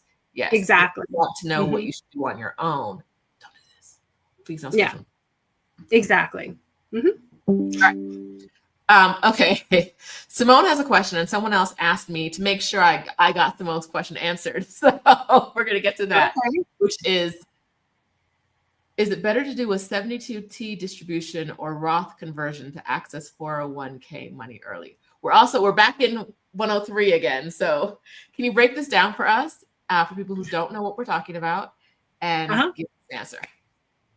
So the 72T allows you to basically take out money from your 401k for a set amount of time without having to pay a 10% early withdrawal penalty when you're under 59 and a half or 55. Basically when you're younger, when you retire young or retire early. And so that's something where the IRS basically says you have to take out X amount of dollars for this period of time, and you don't have to pay that penalty for the early withdrawal. Roth conversion is when you're moving pre-tax dollars. So that money that comes out of your paycheck before taxes hit it. It's when you're moving that money to your Roth bucket. Roth is the bucket of money that grows tax deferred, and you don't have to pay any taxes on that growth. So you can do a Roth conversion, and you pay taxes on the money that you convert. So let's say you have $100,000 and you convert that from pre-tax to Roth. That $100,000 is added to your taxable income for the year, but it's in that Roth bucket. So that means that $100,000 now from here on out is going to grow tax-free. Now, I say if the purpose is early retirement, right? If you want to retire early and live off of funds, that is what the 72T will help you do, right? Because you don't have to pay taxes on those distributions. Roth conversion, you're really, using that to put money into that Roth bucket, and you're paying taxes on it, and it's going to grow tax-free. So, I mean, the planning software that I have actually will run different scenarios and can actually look at some of this. But I would say 72T will help you get the money from the 401k early without the penalty. So that would meet that need. Roth conversion, that's going to help you fill the Roth bucket. And then you could take the money out of the Roth IRA after that. But I mean, I guess there's going to be some different nuances for this one, right? So how much money are you actually going to need? Does it make sense to do that? So that's something where you would really want to sit down and talk with someone to see what would be the best for your particular situation. But just on paper and in general, that's what the 72T is for, to take money out of a 401k early. Roth conversion is to move money from the pre-tax to the Roth bucket. Okay, thank you. A lot of that zoomed through for me, but I hope that answered the question for whoever needed it. I tell you, sometimes about money, I'm just like, in one ear, definitely out the other. And not because, I think for me, it's one of those things where I know I can only hold so much in my brain. And this is something that when I need help, I know I can have someone help, right? Mm-hmm. But I don't, it's not an area where I want to know it all. Tori has a good question, which is, what would be the advantage of working with you versus Edward Jones or another big name? Well, the advantage of working with me is that you get to work with me. Now, but also, so I have worked with I used to work with some of the other big names. And I had mentioned earlier that one of the reasons for me going out on my own is that I have the ability to work with a smaller book of clients. So I don't have 500 plus households like I did before. So it allows me to actually get to know your situation, your family, what you're wanting to accomplish, so that when you come to have a meeting, you're not meeting with someone that has 400 and something other clients and can't remember what your personal situation is. The other advantage is that I have access to a whole universe of different investment options. When you're working with an Edward Jones or a Fidelity or Schwab, they're going to offer to you their in-house proprietary products, and those fees and the cost associated with those products will be probably similar to Rashida's story earlier that she had with her mom as far as the costs go. So that's something that you want to be aware of with those different firms, what their cost structure looks like, because it can get quite expensive. But at the end of the day, I also have better planning software than those other firms offer. They usually offer a generic planning model that they utilize. So when you do want to get into the conversation about Roth conversions, how much should I convert? How will it affect me tax-wise? I have the ability to actually tell you we should convert X amount of dollars this year so that you can stay within this tax bracket. So I have the ability to go layers deeper than, just your other big name firm is going to actually go with you. Okay. I'm going to give you Yolanda's question, and then I'm going to leave you for a second and come right back. Okay. Okay. What ways can you invest in a Roth IRA? Is it just individual stocks or ETFs? I've heard that you can put money in a Roth IRA without investing it. I don't understand how that would happen. So you should not do that. If you're putting money into a Roth IRA, you definitely want to invest it. And actually, this is a bucket that you want to invest more aggressively, maybe than your other portions of your portfolio, because a Roth IRA offers you growth that is tax-free. So we want to grow this bucket as much as you possibly can, because you don't have to pay taxes on the money that comes out of this account as long as you're 59 and a half and you've had the account for 5 years. So you definitely want to make sure that you're investing that money, because if it's staying in cash and you're not earning anything on it, that's such a waste, right? So yeah, you definitely want to invest it. So opening the Roth IRA, fund it, and then invest it. So it's not just a 1-step or 2-step process. It's actually a 3-step process. Nothing would happen if you don't invest it. You're just not going to make any money.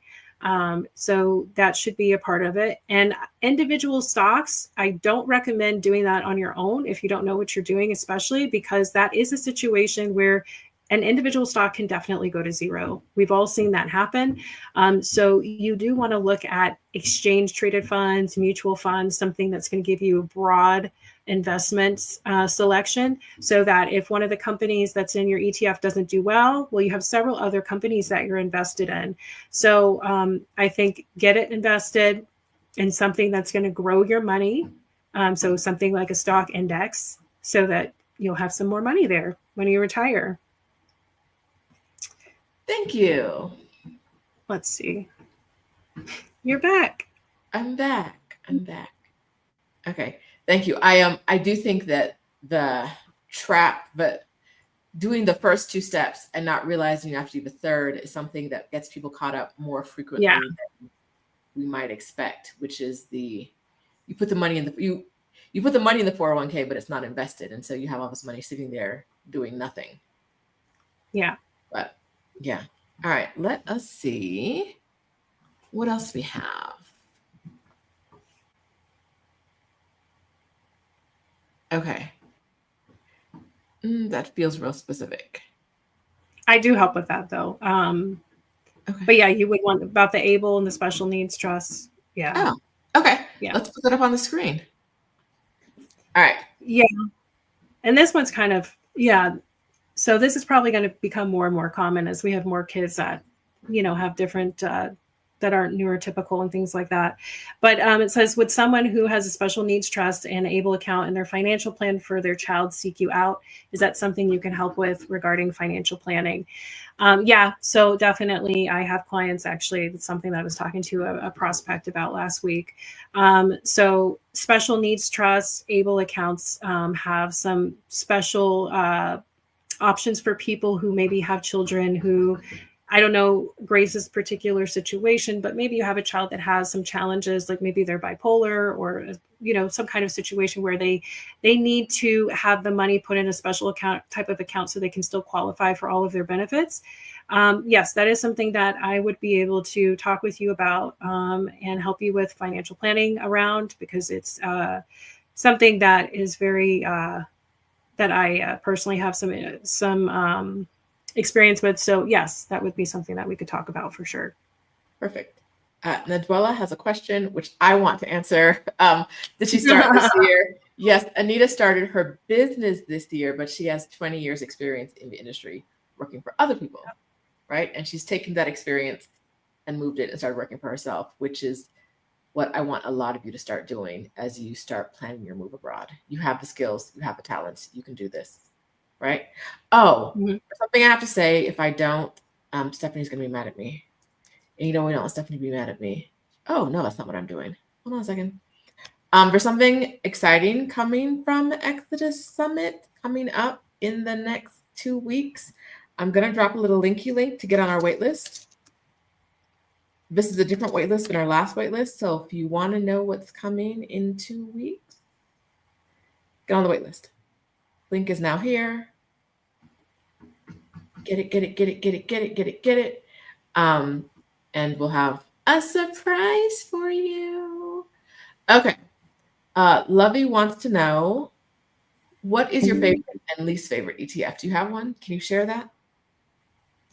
No. I don't have. I feel like the question's going in a direction of like helping pick. Okay. I don't have. Yeah. Okay. Okay, I missed Stephanie. Did Stephanie tell you there was something coming, or did she tell you what was coming? You're telling me Stephanie told you yesterday. Oh, no. Okay, that's actually, I hadn't thought about it from that perspective. I thought about it mostly. Okay, I also feel like one of the things I want to say, and that I'm going to speak for Anita when I say this, she can jump in and correct me when I'm wrong, is that a lot of times the shortcut that you take to investing isn't really a shortcut, right? So hearing Anita say, and I'm not saying that this is what you intended when you asked that question, but someone would take it like this. Hearing Anita say what she likes and what she doesn't like without knowing in great detail why she feels that way and in great detail her own financial situation is not that helpful to you, right?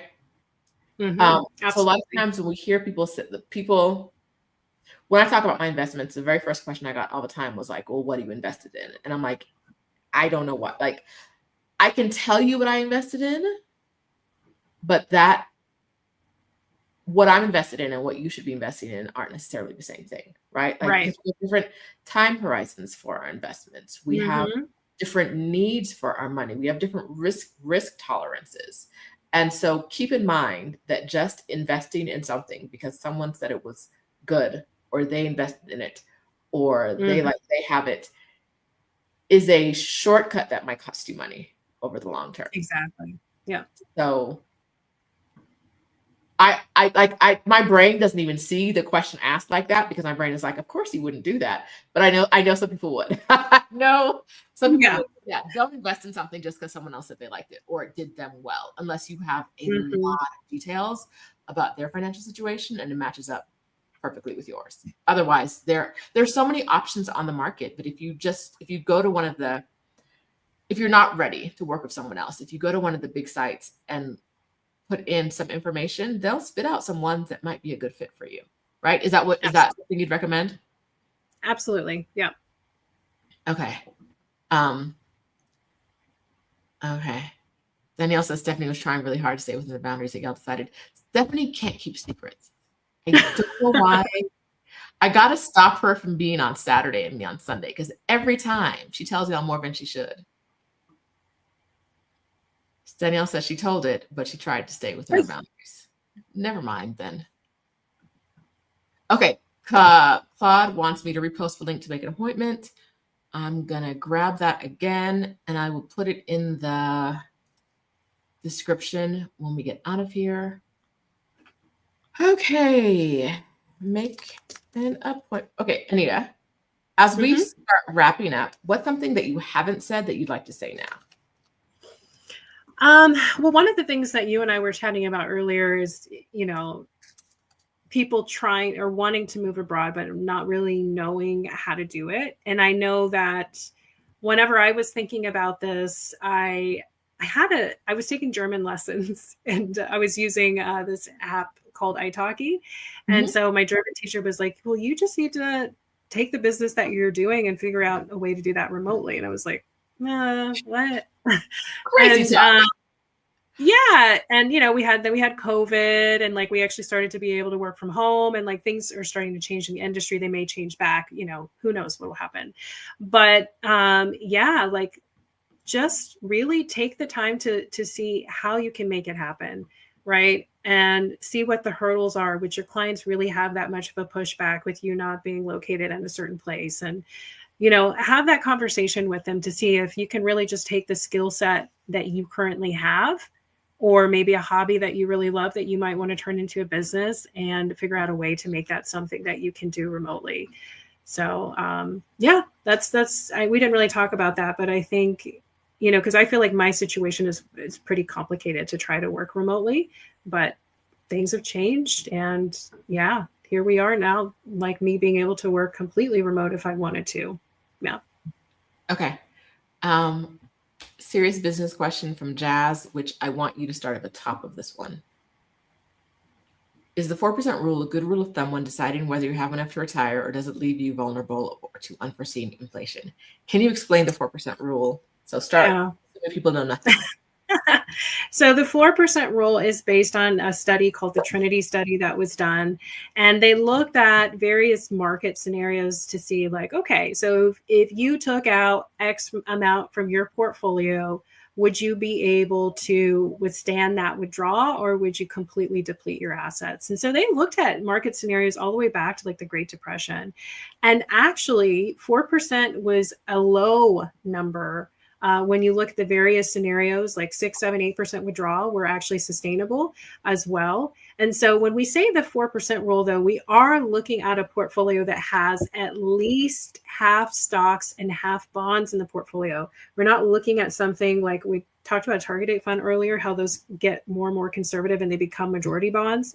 We're not looking at that type of portfolio. So we're looking at a portfolio that at least has half stock, half bonds. The more stock exposure you have, of course, the better this works.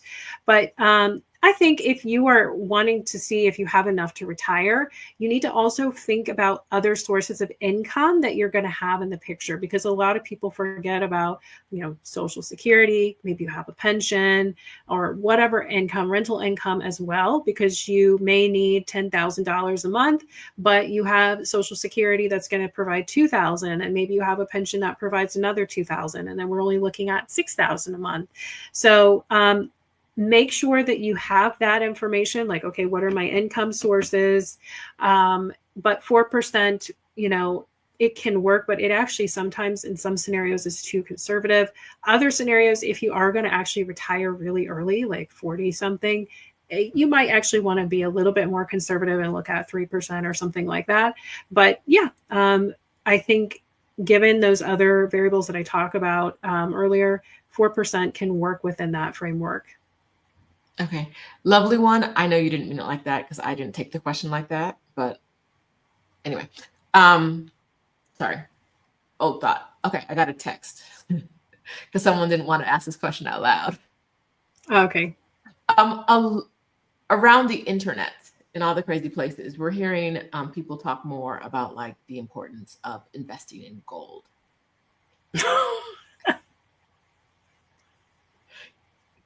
Is there anything you'd like to say about that? Anything you can say about that? You can invest in commodities in your portfolio. Again, the bulk of a portfolio probably should, hypothetically, I'm not giving anybody investment guidance or advice, but you need to have a good portion invested in stocks. Stocks and real estate are asset classes that have historically outperformed inflation.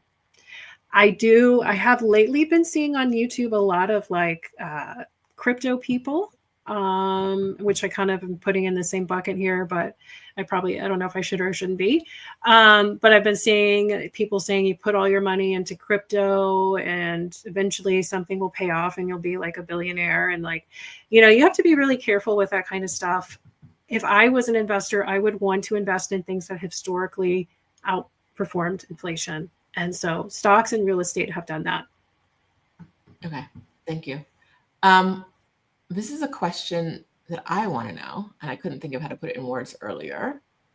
Can you talk about when in the retirement journey we should start leaning towards dividend stocks? You mentioned something about 10 years before, but can you give us more? Actually, no, that's not the question I want to ask. At what point should we start? At what point before our desired retirement date should we start reevaluating what we're invested in? 5 to 10 years. So that's that retirement red zone, or that's when you really want to start looking at the portfolio and shifting from what we call the accumulator phase to transitioning to retirement. 5 to 10 years is what we consider your transitioning to retirement phase. And then you are actually retired. I would start making those changes at that point in time. I think that's a good window of time, 5 to 10 years prior. So that's when you would maybe start leaning into some dividend stocks.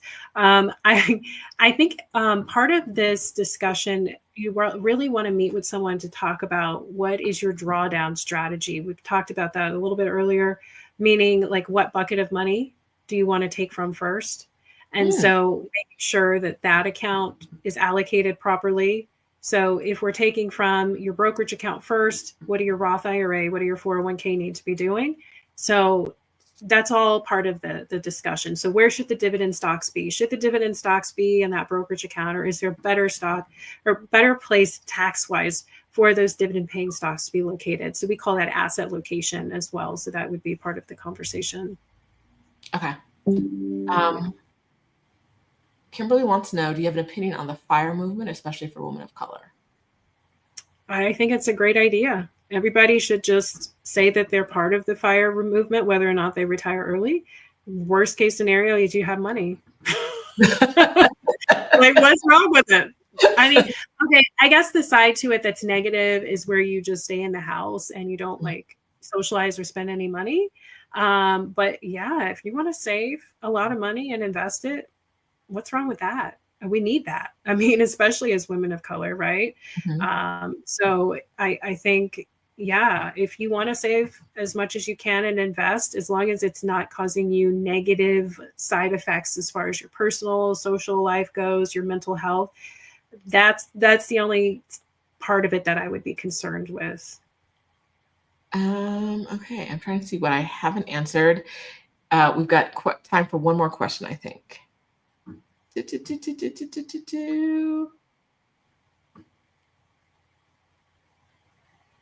What do I want to know?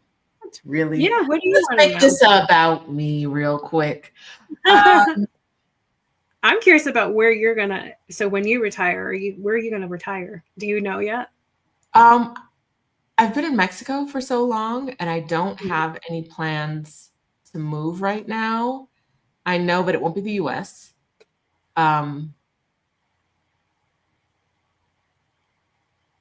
don't know if it's always going to be Mexico for me, right? I just don't know. At this point, it is. I don't know where it would be when it's not, right? Like my mom's in Mexico too. It makes it easier. So I don't have a answer to that. I think my question is probably one I should ask you in an appointment. But like I said, I get pretty sloppy about money. Like my business partner's always like, money isn't real. It's just whatever. And I'm always like, no, it's real. We need to take care of it. Right. But that's on the business side. On the personal side, I'm very much like I said, I have option. I have stock that is just sitting there, but I'm not even sure. How would I do anything with it? I don't know. It's there. I have investments for my, I have rolled over IRAs, right, that are sitting there. And I have a brokerage account that I invest in pretty irregularly. But I don't have a plan. My plan, and I don't think I realized that I didn't have a plan until talking to you. My plan has always been like, money loves me. Money will multiply. There's money in there now. I can see it. Money is there. Why are you laughing? Wait a minute. I Wait. love it. Hold, No. hold the laughter, please. No, my plan has always been like, the money's there. It's fine. But could it be doing more? Could I be making better choices? Could I be making more tax advantage choices? Probably. It's just not something I think about. And so I don't, I didn't think about the fact that I don't have like a long-term financial plan besides like money will be there for me when I need her. Like, which as I say it, I hear is not a plan, right? And so I think that's the thing that I personally am taking away from this, that like, even though I've been investing for 30 something years, let's call it 30 years now, I've been investing. There's no plan besides put money in stock market, have more money later. And that's it, period. Good start. Which is a start, but like, I feel like I should be doing talking to you. I'm like, okay, yeah, I should be.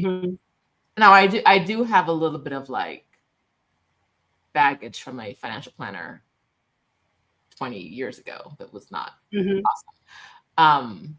But no, I said 30 years. No, I would have been 15. No, 20 years ago is when I started investing. I forget how old I am sometimes. But yeah, I think that talking to you today made me realize that like I have a goal, but I don't have an actual plan of how to get there. My plan is one line. I have a one-line plan when I think I could have like a 10-line plan. Yeah. Yeah. So that's what I'm taking away from this. Yeah. Yeah. I mean, you definitely have a good portion of your plan under, I mean, you don't know how hard it is for people to even be in a place where they can just save and invest, right?